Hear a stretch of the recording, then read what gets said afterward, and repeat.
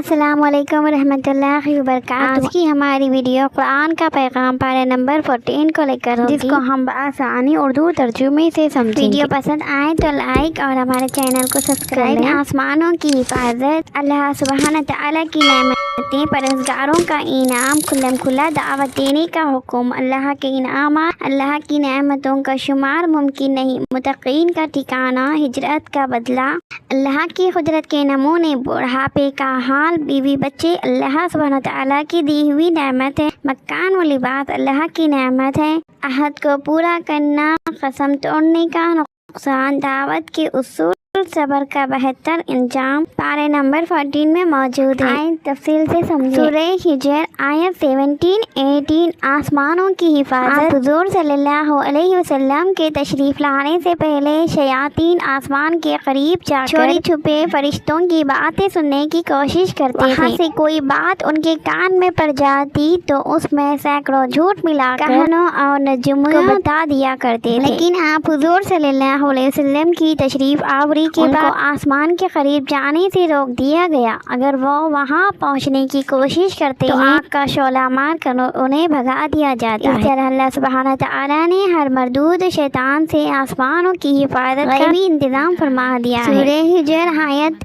20۔ اللہ سبحانہ تعالیٰ کی نعمت، اللہ سبحانہ تعالیٰ فرماتا ہے کہ ہم نے تمہارے لیے بھی روزی کے سامان پیدا کیے اور جن نوکر چاکروں اور حیوانوں سے تم خدمت لیتے ہو، ان کی روزی بھی ہمارے ذمے ہے۔ کچھ جنگلی جانور اور درندے ایسے بھی جنہیں ہم براہ راست روزی پہنچاتے ہیں۔ یہ ساری چیزیں ہم نے تمہاری خدمت و نفع کے لیے پیدا کی ہیں۔ اللہ سبحانہ تعالیٰ ہمیں ان نعمتوں کی قدر کرنے کی توفیق عطا فرمائے۔ سورہ ہجر آیت 45-48۔ پرہیزگاروں کا انعام، جو لوگ کفر و شرک اور گناہوں سے بچتے ہیں اور اللہ کی رضا و خوشنودی کے لیے نیک کام کرتے ہیں، وہ اپنے اعمال کے مطابق جنت کے مختلف درجوں میں ہوں گے۔ یہاں بڑے سلیقے سے پانی کے چشمے، مختلف قسم کی نہریں بہتی ہوں گی۔ وہ لوگ جنت میں ہر قسم کے رنج و غم، خوف و گھبراہٹ سے امن میں ہوں گے، اور اہل جنت کے دلوں میں کوئی رنجش نہیں ہوگی۔ وہ بڑی محبت و پیار سے ایک دوسرے کے ساتھ اونچی نشستوں پر بیٹھے، نہ انہیں وہاں تھکن محسوس ہوگی اور نہ وہ دائمی نعمتوں سے نکالے جائیں گے۔ اللہ سبحانہ تعالیٰ اپنے فضل سے ہمیں بھی جنت اور ان کی نعمتیں عطا فرمائے۔ سورہ ہجر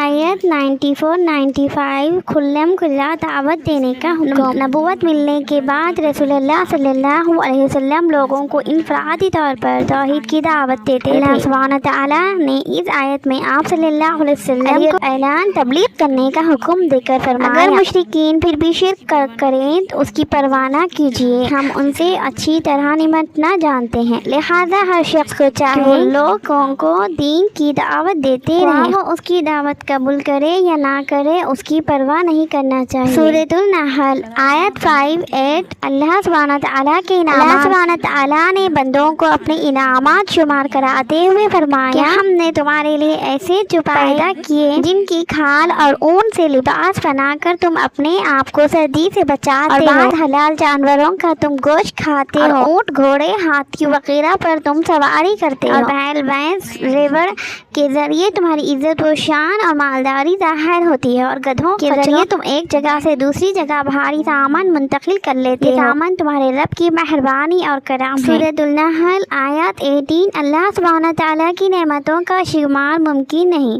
اللہ سبحانہ تعالیٰ نے ہمیں اتنی نعمتیں عطا فرما رکھی ہیں جن کا شمار کرنا بھی ہمارے لیے ممکن نہیں۔ شکر ادا کرنا تو انسان کے بس سے باہر ہے، البتہ بندے سے اتنا مطالبہ ضرور ہے کہ اس ہزاروں نعمتیں استعمال کر کے اس کا مطیع فرما بردار بن کر اس کے حکموں کے مطابق زندگی گزارے۔ سورۃ النحل آیت 30-31۔ متقین کا ٹھکانہ، اللہ سبحانہ تعالیٰ نے متقین کی صفت بیان کرتے ہوئے فرمایا کہ جب ان سے قرآن کے متعلق معلوم کیا جاتا ہے کہ تمہارے رب نے کیا چیزیں نازل فرمائی ہیں، عقیدت و محبت سے کہتے ہیں کہ بڑی خیر و برکت والا کلام نازل فرمایا۔ ایسے نیک وہ پرہیزگار لوگوں کو جس طرح دنیا میں خیر و بھلائی کے کاموں کا مل رہا ہے، اسی طرح اللہ سبحانہ تعالیٰ کی یہاں ان کو نیکی و بھلائی پورا اجر ملے گا، اور جنت کی شاندار اور من پسند چیزیں ہمیشہ ہمیشہ کے لیے عطا کی جائیں گی۔ سورۃ النحل آیت 41۔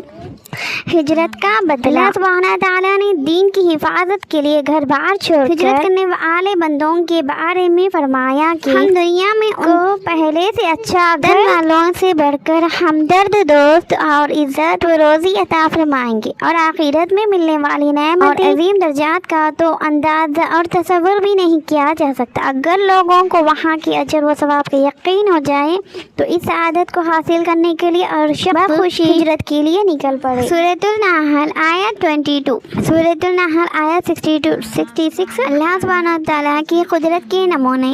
دودھ بچوں اور تمام انسانوں کے لیے بڑی اہم غذا ہے۔ اللہ سبحانہ تعالیٰ نے اپنی کاریگری سے دودھ دینے والے جانوروں کے واسطے ہمیں یہ نعمت عطا فرمائی ہے۔ گائے، بھینس، اونٹ اور بکری وغیرہ جب گھاس کھاتے ہیں اس سے خون اور گوبر تیار ہوتا ہے۔ پھر اللہ سبحانہ تعالیٰ اپنی کمال قدرت و حکمت خون اور گوبر کے درمیان چھنوں کے ذریعے ہمیں صاف ستھرا اور غذا سے بھرپور دودھ عطا فرماتا ہے۔ بے شک بندوں پر اللہ سبحانہ تعالیٰ کا بڑا ہی احسان ہے، ہمیں اس نعمت کی قدر کرتے ہوئے اس کا شکر ادا کرنا چاہیے۔ سورۃ النحل آیت 70۔ بڑھاپے کا اللہ سبحانہ تعالیٰ نے انسان کی پیدائش و وفات کا تذکرہ کرتے ہوئے فرمایا کہ تم میں سے کچھ لوگوں بڑھاپے کی ایسی حالت میں پہنچا دیتے ہیں جس میں اس کی جسمانی قوت اور ذہنی صلاحیت ناکارہ ہو جاتی ہے اور بچپن و جوانی کی باتیں بھولنے لگتا ہے۔ انسان کی اس حالت کو بیان کر کے متوجہ کیا جا رہا ہے کہ غافل تجھے اپنی طاقت پر غرور نہیں کرنا چاہیے، کیونکہ مال و دولت، صحت و قوت، جسمانی و ذہنی صلاحیت، جوانی اور علم و عمل کی ساری قوت اللہ سبحانہ تعالیٰ کی عطا ہوئی ہے۔ اس لیے بڑھاپا آنے سے پہلے ان چیزوں کی قدر اور ان کا صحیح و جائز استعمال کریں۔ سورۃ النحل آیت 72۔ بیوی بچے اللہ سبحانہ تعالیٰ کی دی ہوئی نعمت ہے۔ اللہ سبحانہ تعالیٰ نے اپنی قدرت و حکمت سے ہمارے جوڑے بنائے ہیں اور بیٹوں اور پوتوں کی شکل میں ہماری نسل و خاندان کی حفاظت کا انتظام فرمایا اور کھانے پینے کی بے شمار نعمتیں اور غذائیں عطا فرمائیں۔ کیا بیوی بچے اور بیٹے پوتے عطا کرنے میں اس کا کوئی شریک ہے؟ تو پھر اس کو چھوڑ کر غیروں کی چوکھٹ پر کیوں پیشانی رگڑتے ہو؟ بے بنیاد باتوں پر کیوں یقین رکھتے ہو؟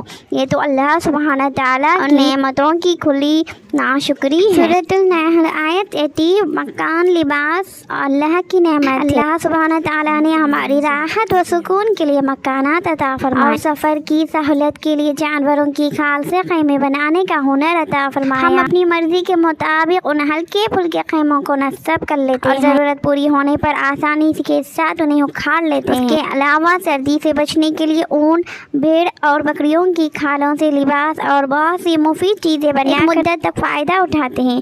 یہ سب اللہ سبحانہ تعالیٰ کی نعمتیں ہیں جن پر ہمیشہ اس کا شکر ادا کرنا چاہیے۔ سورۃ النحل آیت 92۔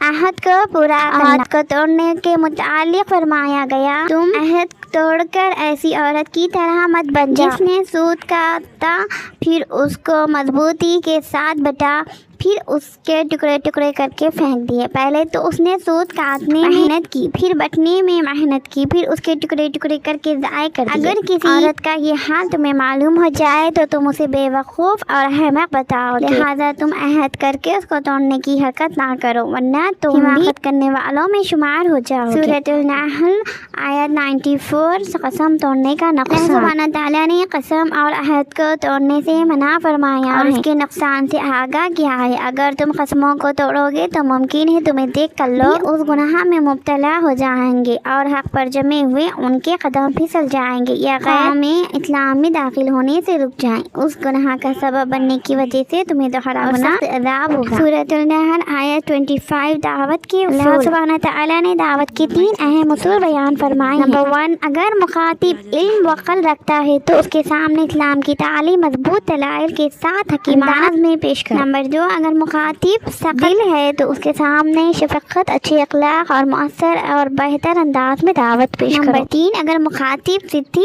اور ہٹ چرم ہے تو تہذیب کے ساتھ اس کے سامنے واضح کرو اور عمدہ اسلوب میں اس کی باتوں کا جواب دو۔ اس کے باوجود ہدایت کا ملنا نہ ملنا اللہ کے اختیار میں ہے۔ سورۃ النحل آیت 26۔ صبر کا بہتر انجام۔ اللہ سبحانہ تعالیٰ نے مسلمانوں کو ہدایت دی، اگر کوئی تمہارے ساتھ ظلم و ستم کا معاملہ کرے تو تمہیں जुर्म का बदला लेने का हक हासिल है, मगर याद रखो सब्र का मुकाम बहुत बुलंद है। अगर बदला लेने के बजाय माफ कर दोगे, अंजाम तुम्हारे और देखने वालों हत्ता के सुनने वालों के हक में भी बेहतर होगा। इंशाल्लाह हमारी आइंदा वीडियो पारा नंबर 13 को लेकर होगी। वीडियो पसंद आए तो लाइक करके हमारे चैनल को सब्सक्राइब करें और आगे शेयर करें। जज़ाकल्लाह।